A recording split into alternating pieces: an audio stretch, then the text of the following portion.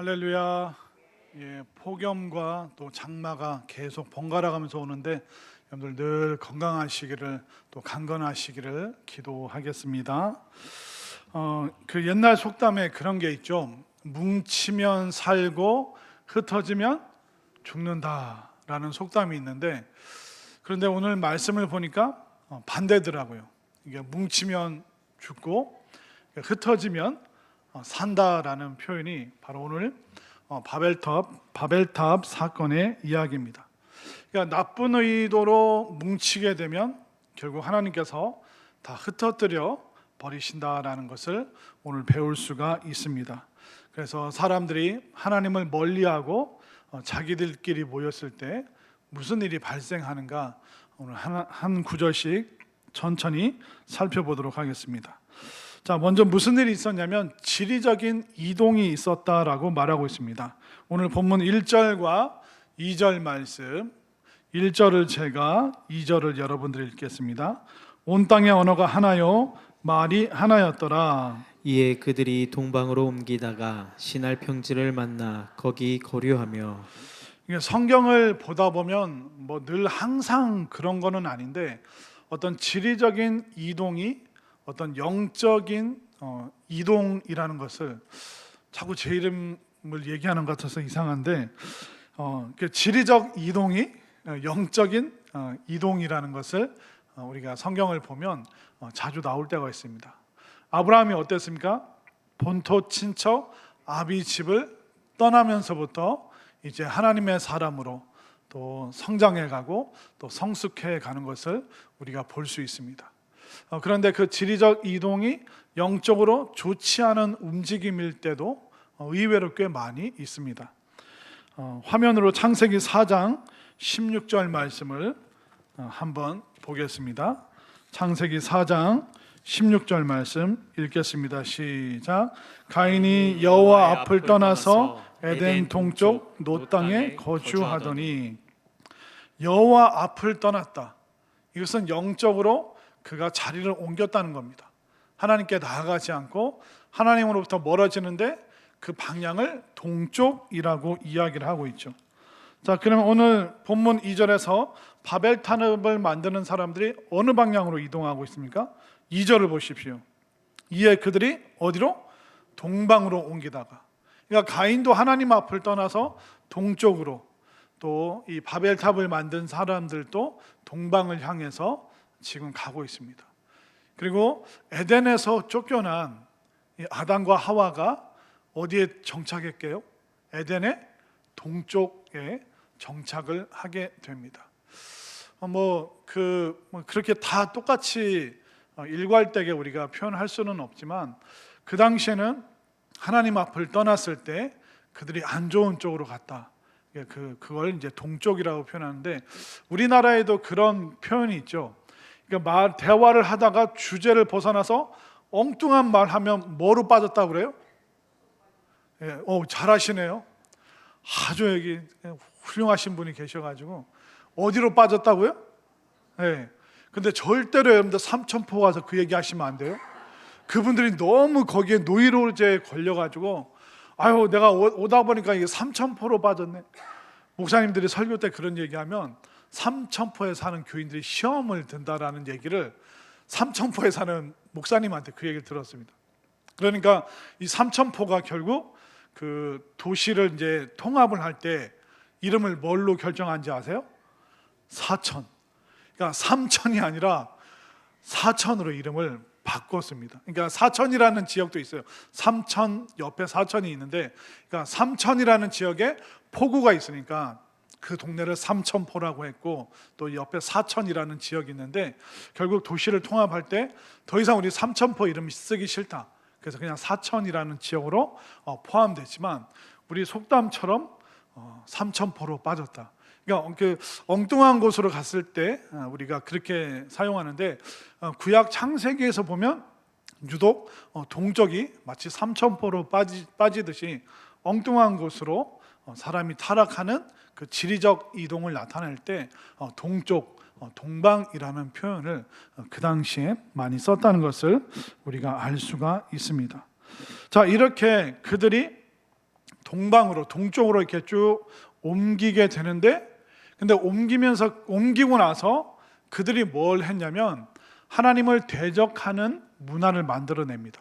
하나님께서 주신 이성, 또 하나님께서 허락해 주신 그런 어떤 문화를 가지고 하나님을 대적하는 일들을 그들이 하기 시작했는데, 그걸 어떻게 알 수 있냐면 그들이 도시를 세우고 탑을 세울 때 그 탑을 어떤 공법으로 만들었는지 보면 그들의 마음이 다 드러나게 되어 있습니다.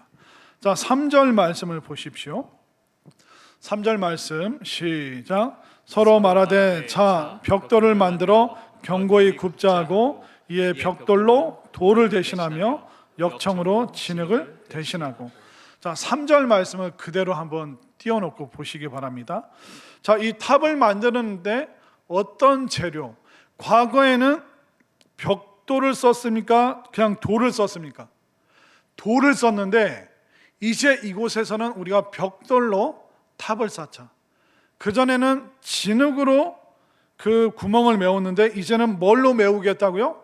역청, 아스팔트 까는 시커먼 그런 타르라고 하나요?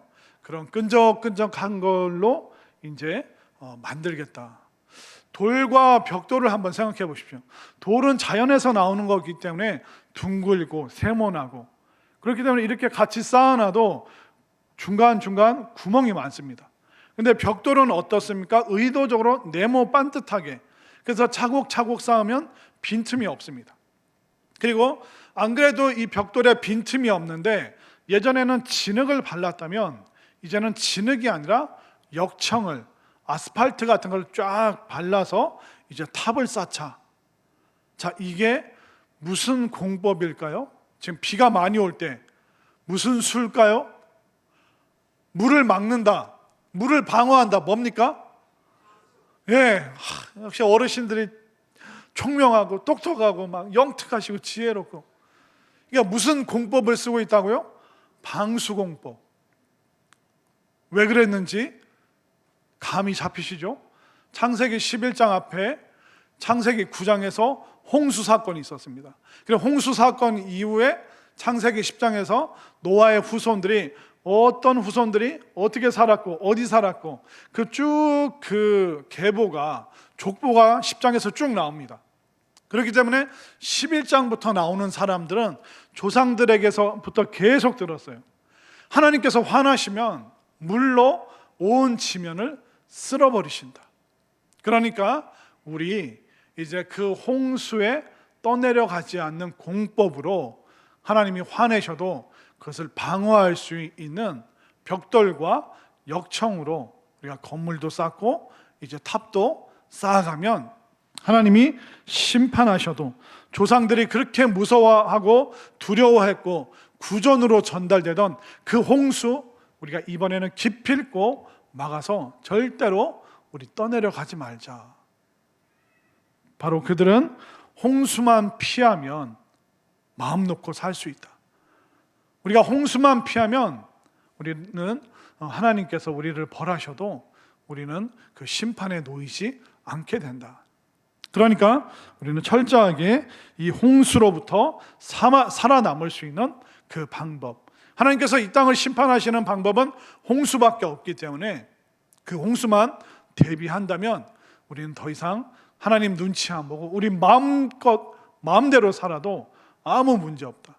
우리가 어떻게 해서든 이 홍수만 극복을 해보자. 그리고 아라랏산보다 더 높은 탑을 만들어서 홍수가 나도 우리가 피할 길을 찾아보자.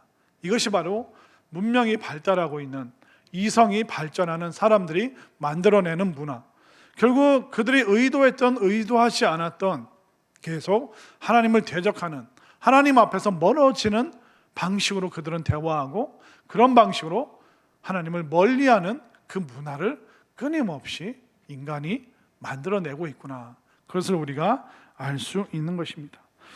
분명히 기술이 발달하면, 과학이 발전하면 우리가 참 편리하고 좋습니다.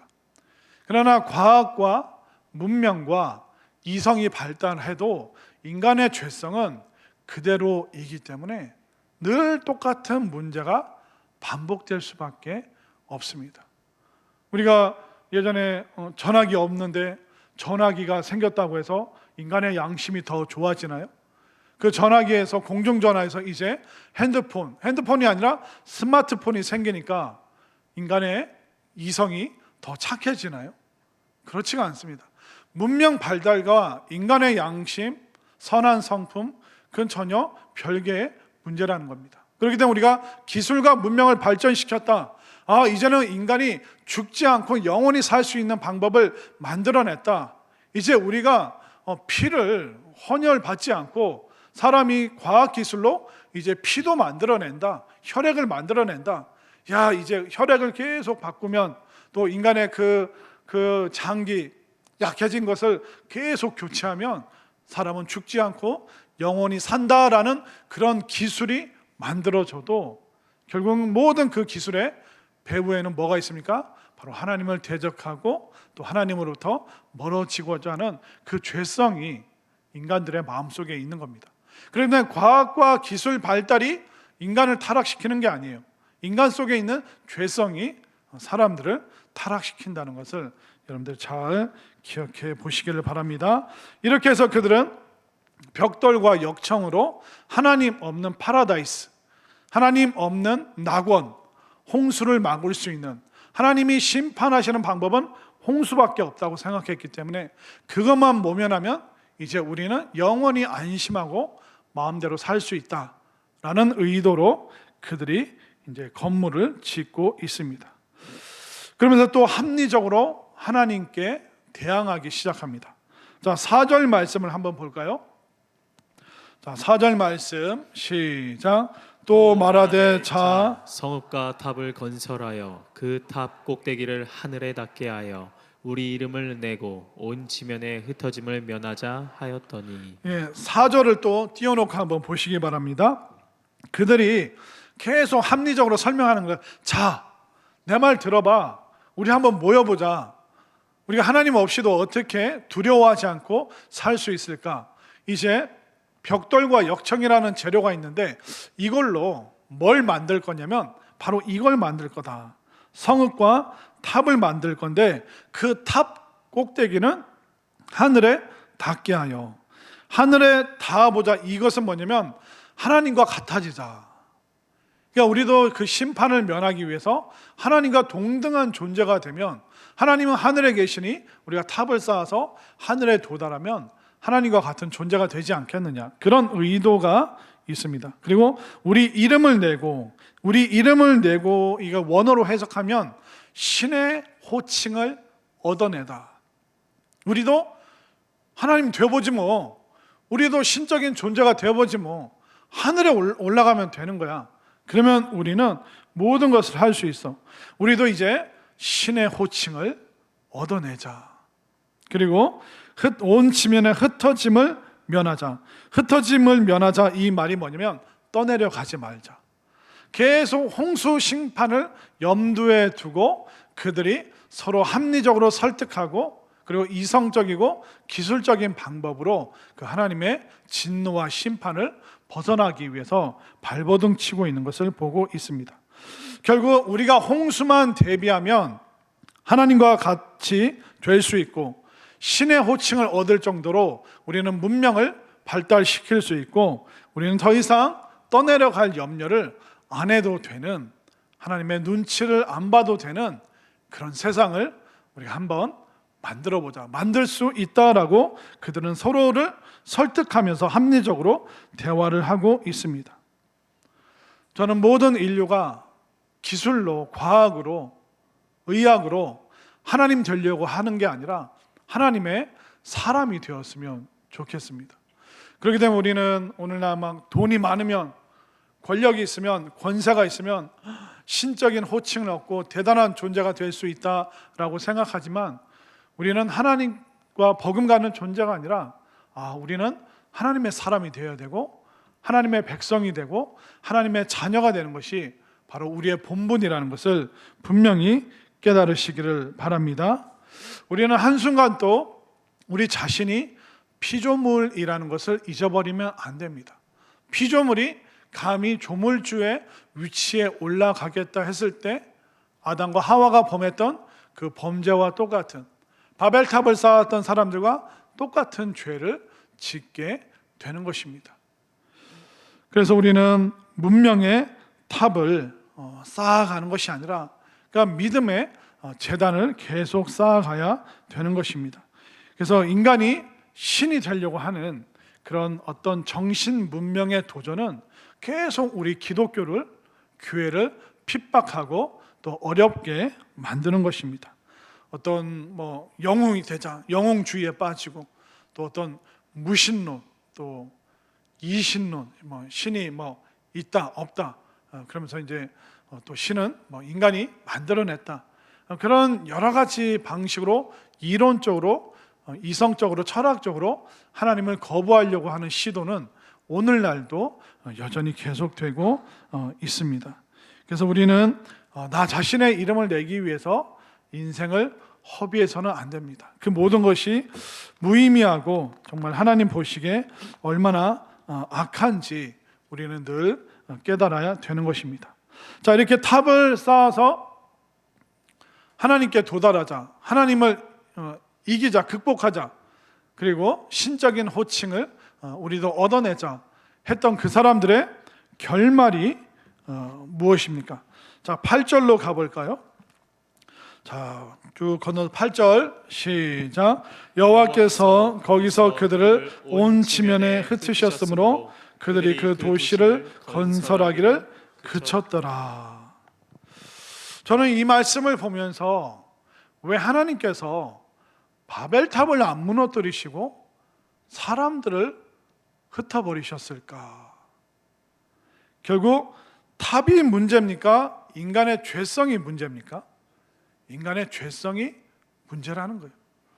탑은 아무 잘못이 없어요. 벽돌과 역청은 아무 잘못이 없습니다. 건물이 잘못하는 게 아닙니다.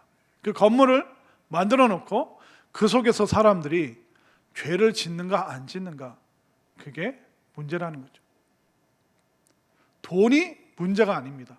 돈을 사랑함이 일만하게 뿌리가 된다. 돈이 일만하게 뿌리가 아니라 돈을 대하는 인간의 죄성이 일만하게 뿌리가 되는 것입니다. 그래서 하나님께서 바벨탑을 허물어뜨리신 것이 아니라 바로 인간을, 그 죄성을 가지고 뭉칠 때마다 하나님을 대적하고 거역하고 또 하나님을 반대하는 문화를 만들어내는 그 인간, 그 사람들의 그 죄성을 다 흩뜨러 버리셨다는 것을 우리가 알 수 있습니다. 결국 심판의 대상은 탑이 아니라 바로 사람의 본성, 죄성이라는 거죠. 예전에 80년대인가 90년대인가 이게 기독교 운동은 아니었는데 교회에서 어떤 교회에서 우리나라에 있는 동전 10원짜리를 없애버리자, 그게 있었습니다. 10원짜리 뒷면에 뭐가 있어요? 다보탑이 있잖아요. 그러니까 우리 기독교인이 이 다보탑, 불교의 상징인 다보탑을 사용해서는 안 된다. 이게 여러분들 지금 설득력 있다라고 글로 넘어가시면 안 돼요. 권사님들 정신 차리세요. 자, 이게 자면 안 돼요. 졸면 안 돼요. 자, 10원짜리 다보탑이 문제입니까? 아니면 인간의 죄성이 문제입니까? 인간의 죄성이 문제예요.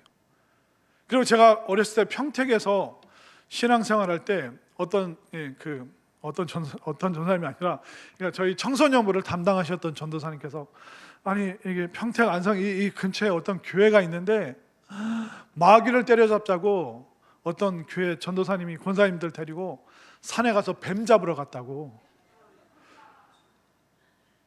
그러니까 그 창세기에 나오는 그 마귀가 뱀의 모습으로 묘사가 돼 있으니까 뱀을 때려잡는 게 마귀를 때려잡는 거다.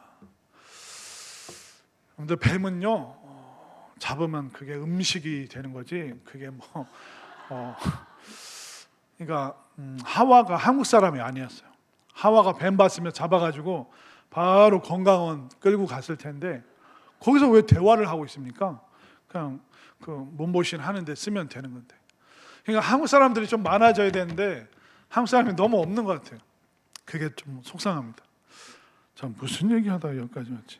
그러니까 탑이 문제가 아니라 인간의 죄성이 문제라는 거예요. 그냥 역사 속에서 여러 불교 문화도 있고 유교 문화도 있고 도교 문화도 있어요. 근데 그걸 다 부셔야지, 절간을 부셔야지 하나님 나라 완성되는 게 아니에요. 그거랑 상관없이 내가 하나님 앞에서 복음 전하는 사명을 하면 되는 거지. 사도 바울이 절간 부시러 다니고 제우스 신전을 무너뜨리고 그런 운동을 한 게 아닙니다. 그러니까 우리가 까딱 잘못하면 분별력이 없어지고 까딱 잘못하면 엉뚱한 이단 사이비 생각에 넘어갈 수 있는 거예요. 하나님은 탑을 무너뜨리신 게 아니라 죄성을 가진 인간의 나쁜 의도를 다 해체시켜 버리신 것이죠. 그렇기 때문에 여러분들이 엉뚱한 생각과 엉뚱한 사상으로 자꾸 이상하게 뭉치지 마시고, 여러분들 은혜의 자리로, 복음의 자리로, 또 신실한 사람들과 함께 교제하고 뭉칠 수 있게 되기를 바랍니다. 자, 그러면 창세기를 보니까 11장에는 탑을 쌓는 사람들이 나오죠. 그런데 12장에 가니까 제단을 쌓는 사람이 나오고 있습니다. 자, 화면으로 한번 볼까요? 창세기 12장 7절부터 9절까지 제가 먼저 읽겠습니다. 여호와께서 아브라함에게 나타나 이르시되 내가 이 땅을 내 자손에게 주리라 하신지라. 자기에게 나타나신 여호와께 그가 그곳에서 제단을 쌓고 거기서 베델 동쪽 산으로 옮겨 장막을 치니 서쪽은 베델이요 동쪽은 아이라. 그가 그곳에서 여호와께 제단을 쌓고 여호와의 이름을 부르더니, 함께 읽겠습니다. 점점 남방으로 옮겨 가더라. 아까 말씀드렸죠. 지리적 이동이 영적인 이동이다. 근데 11장에서는 탑 쌓는 사람들이 나왔는데 12장 가니까 노아처럼 하나님의 말씀을 듣고 순종하여서 갈 바를 알지 못하면서도 제단을 쌓으면서 움직이는 곳마다 지리적인 이동이 있을 때마다 탑을 쌓는 것이 아니라 제단, 바로 하나님 앞에 예배드리는 그 모습을 보여준 아브라함이 나오기 시작합니다. 그는 제단을 쌓으면서 여호와의 이름을 부르고, 또 하나님께서 내려가라 하면 또 남방으로, 다들 그 당시 대세는 동쪽으로 가는 것이 유행이었는데 동쪽이 아니라 그는 남방으로, 남쪽으로 지리적 영적인 이동을 하고 있는 것을 우리가 볼 수 있는 것이죠. 자, 우리는 뭘 쌓아야 될까요? 탑을 쌓아야 될까요? 제단을 쌓아야 될까요? 정말 하나님 앞에서 여호와의 이름을 부르면서 여러분들의 이름을 내고 여러분들이 신적인 호칭을 얻기 위해서 인생의 탑을 쌓는 것이 아니라, 내가 하나님처럼 되고 싶다가 아니라 나는 하나님의 사람이 되어야 된다. 나는 하나님의 사람으로 제단 쌓는 사람, 예배하는 사람, 기도의 단을 쌓고 믿음의 반석을 쌓는 나는 하나님의 사람이 될 것이다. 이런 결단이 있게 되기를 바랍니다. 지금 온 세계는 이상기후로 전전긍긍하고 있습니다. 얼마 전에 뉴스를 보니까 이 더위가 언제까지 가는지 아세요? 11월 달까지 간대요. 근데 이게 기상청의 이제 예고입니다. 그래서 11월 달까지 이제 더위가 가고, 그리고 가을은 약 3주. 예를 들어서 11월 달까지 30도가 되다가 갑자기 3주 만에 15도로 뚝 떨어지고, 15도로 떨어진 상태에서 12월, 이제 추운 영하의 계절. 그러니까 우리는 사계절이 있는 게 아니라 여름과 겨울밖에 없는, 그러니까 기후가 변했다는 거 여러분들 다 인정하시죠? 예전에는 조치원에서 복숭아가 많이 났습니다. 근데 요즘에 복숭아 조치원에서 많이 날까요? 점점 위쪽으로 가고 있습니다.